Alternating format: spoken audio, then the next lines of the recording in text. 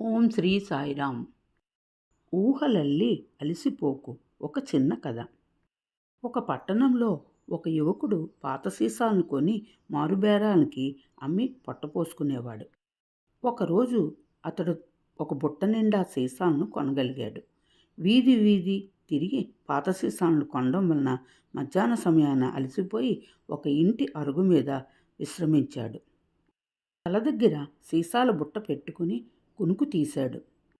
అతడి ఆలోచనంతా బుట్టెడు సీసాలను అమ్మితే వచ్చే ఆదాయం మీదనే ఉంది. అందువలన ఒక వింత కలగన్నాడు. ఆ కలలో ఈ విధంగా అనుకున్నాడు.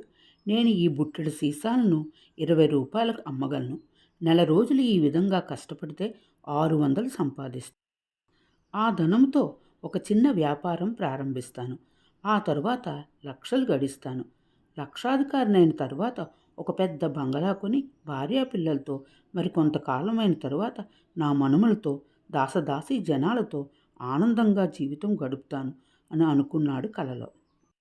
ఆ కలలో తన మనుమడు బంగళా ముందున్న లాన్లో ఆడుకుంటున్నట్టు ఊహించాడు. అరే, నా మనుమను పక్కన ఉన్న ఆ పిల్లవాడెవరు? నౌకరు కొడుకు. వాడికంత పొగరా? యజమాని కొడుకు పక్కన కూర్చుంటాడా? వాడికి బుద్ధి చెప్పాలి అని కోపంతో ఒక దెబ్బ వేయటానికి తన చేతిని విసురుగా ఎత్తాడు. ఆ చెయ్యి తల దగ్గర ఉన్న పాత సీసాల బుట్టకు తగిలింది. బుట్ట అరుగు మీద నుండి క్రిందపడి అందులోని సీసాలన్నీ పగిలిపోయాయి. సీసాలు పగిలిన చప్పుడుకు ఆ యువకునికి మెలకువ వచ్చింది. కళ్ళు నులుముకొని చూశాడు. ఇల్లు లేదు, ఇల్లాలు లేదు. దాసదాసజనం అంతకంటే లేరు. నేల మీద సీసా ముక్కలు మాత్రమే మిగిలాయి. అతని గుండె ముక్కలయ్యింది. ఆనాటి కష్టార్జితం కూడా నేలపాలయ్యింది. ఈ విధంగా కొంతమంది గాలిమేడలు కడుతూ ఊహల్లో జీవిస్తూ వాస్తవాన్ని మరుస్తారు.